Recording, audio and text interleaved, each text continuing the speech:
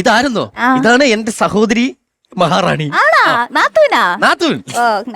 പിന്നെ ഞങ്ങള് കണ്ടപ്പോഴേ മനസ്സിലായി കാണുമല്ലോ, സ്വയംവരത്തിന് വേണ്ടി വന്നവരാണ്. ബാക്കി കാര്യങ്ങൾ ചോദിക്കൂ. അയ്യോ, നീ ശബ്ദിക്കരുത്, മാറിക്കൂ.